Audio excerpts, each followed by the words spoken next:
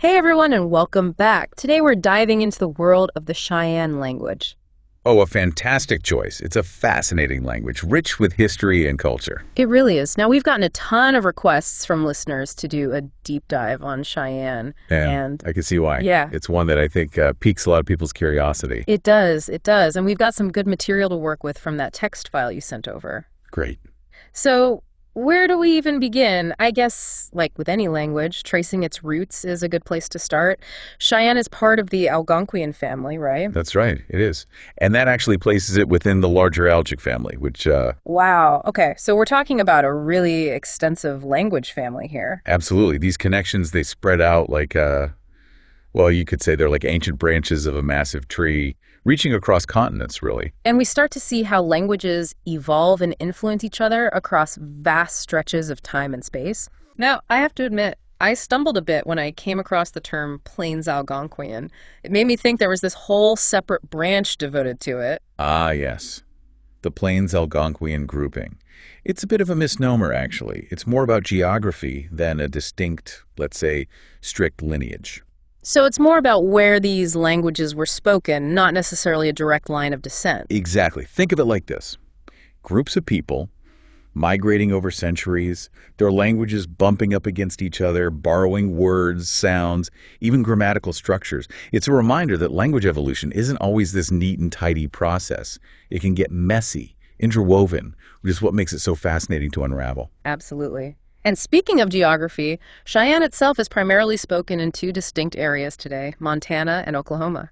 And just that geographic spread alone suggests a history full of change, of movement. It does. It speaks to the resilience of the Cheyenne people, but also hints at the challenges their language has faced and continues to face. Because the reality is, and the source material doesn't shy away from this, Cheyenne is classified as endangered, definitely endangered in Montana, and critically endangered in Oklahoma, according to UNESCO. Those are strong words. They are.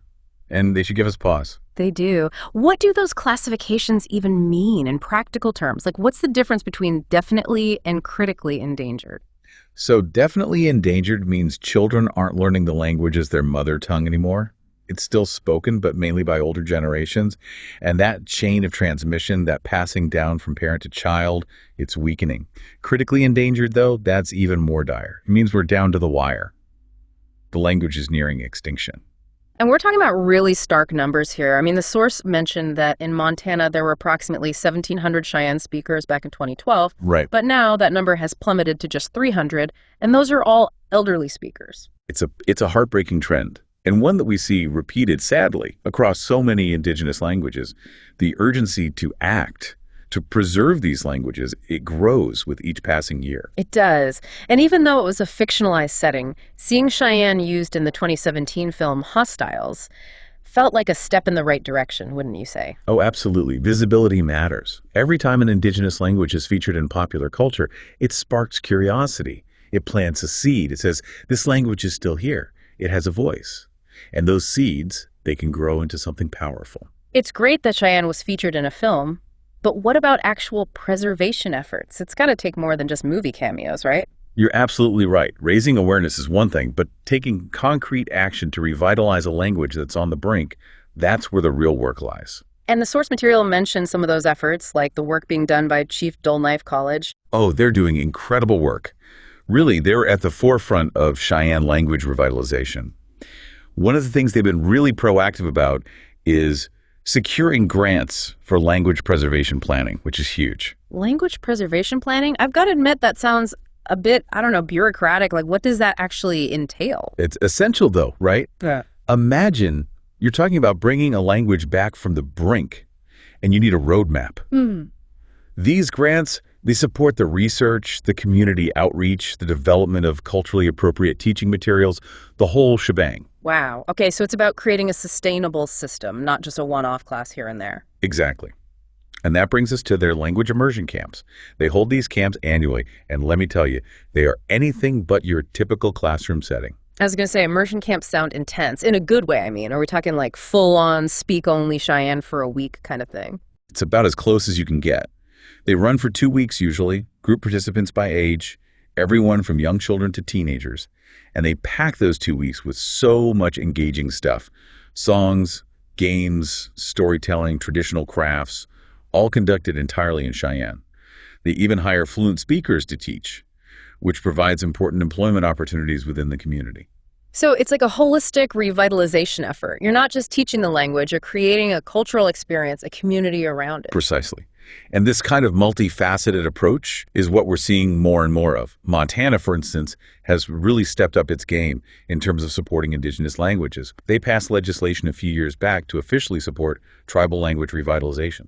Wow, so they're backing it up with actual legislation. That's impressive. Does that mean Cheyenne is now being taught in public schools in Montana? Not quite yet, but it does provide a framework for future initiatives.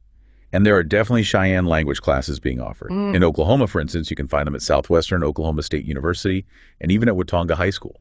That's fantastic. Okay, so we've talked about these amazing revitalization efforts, but what about the language itself? I mean, what makes Cheyenne unique?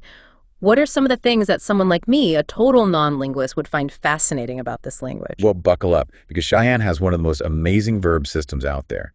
I'm talking about verbs so jam-packed with meaning, they can stand alone as complete sentences. Wait, seriously, a single verb can express what might take an entire sentence in English. Give me an example. I've got to hear this. All right, you ready for this? The Cheyenne verb, not to nest, translates to I ask him in English. Subject, object, action, all rolled into one incredible word. That's wild. No wonder linguists get so fired up about this stuff. You start to realize how limited our own way of thinking about language can be, you know? Absolutely. And it's not just the verbs. Cheyenne also has this fascinating feature called animate and inanimate noun classes. Animate and inanimate, like living versus non-living. Pretty much. So nouns are categorized based on whether they're seen as having this kind of life force or spirit.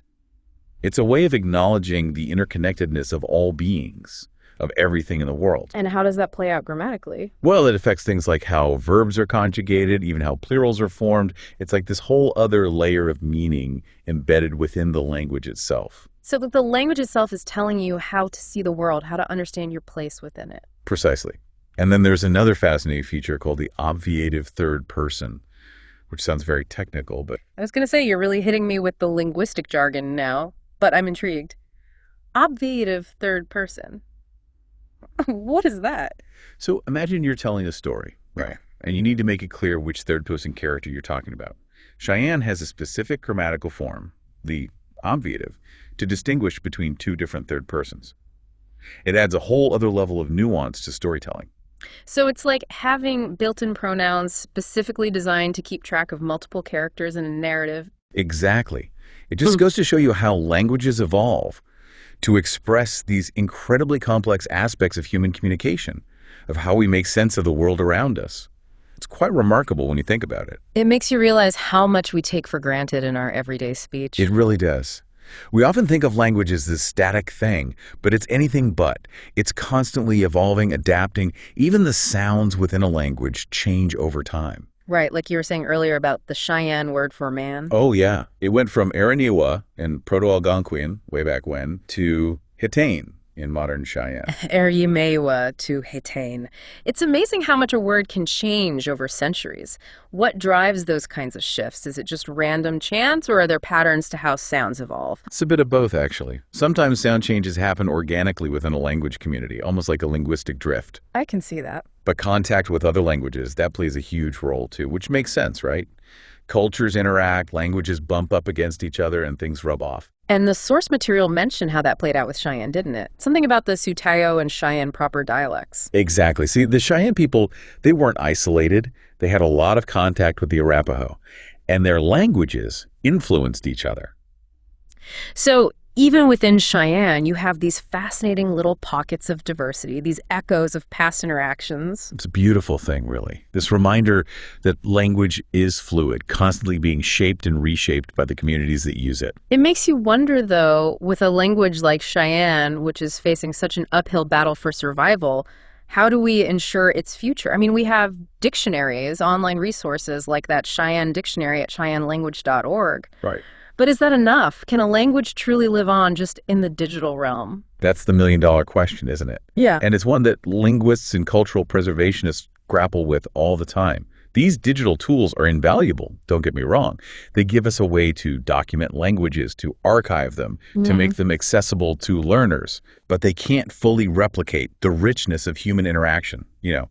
That spark that happens when a language is passed down naturally from one generation to the next through stories, songs, everyday conversations. It's about keeping those traditions alive. It is.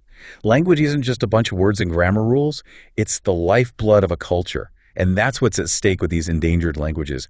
They carry the memories, the values, the entire worldview of a people. It makes these revitalization efforts, these immersion camps, the language classes, all the more crucial. I completely agree. Because it's not just about preserving words on a page, it's about ensuring that those words continue to be spoken, sung, laughed with, cried with, lived with. Absolutely. And that's something I hope our listeners will take away from this conversation. The fate of these languages, it rests in all of our hands. It requires awareness, support, a willingness to listen and to learn from the communities who are fighting so hard to keep their linguistic heritage alive. Beautifully said. And on that note, we'll leave you to ponder those thoughts. Thank you for joining us on this deep dive into the incredible world of the Cheyenne language. Until next time, keep exploring and keep the love of language alive.